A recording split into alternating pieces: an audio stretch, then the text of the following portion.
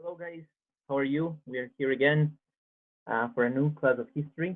We're going to have lots of fun today, but before going to historical facts of diseases, that was one of the topics that we're going to see today. Let's check super quick what happened with paper one and what we have been reviewing this school year about it. So follow me, please. In the paper one, there is 4 questions. You can see here in prescribed subject. Our prescribed subject is authoritarian state.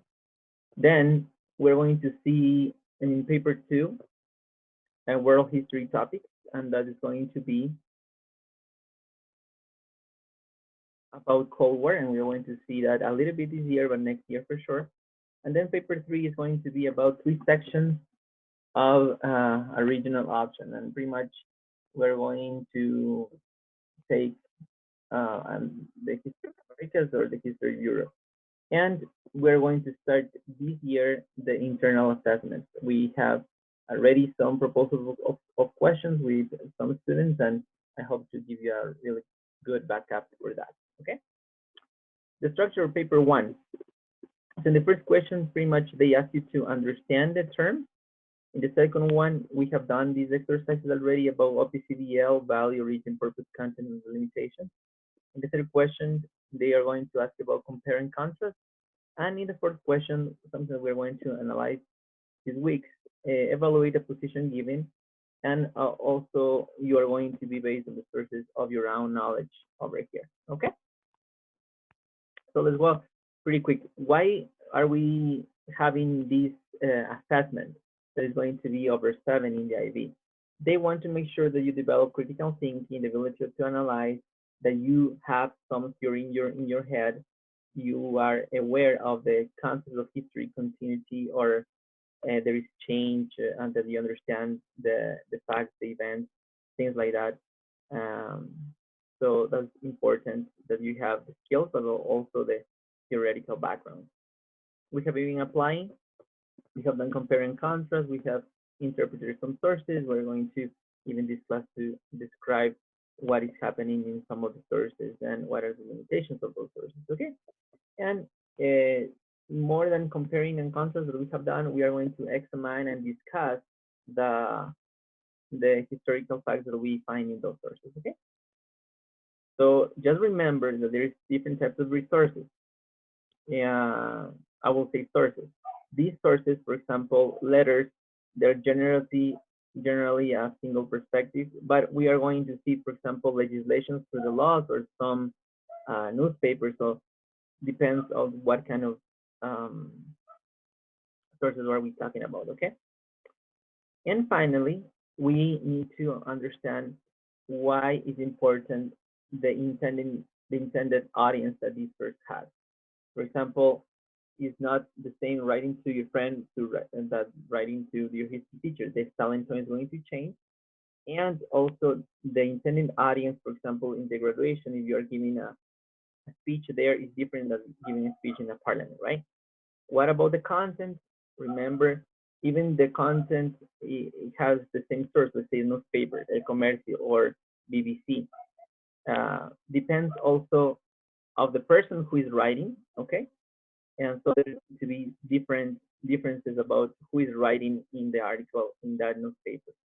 And finally, how do we establish limitations and value? Okay, pretty much you should use the origin, purpose, and content to see the values and limitations that this source has. Okay, so we are done with that, and let's go to the class. We're going to the class.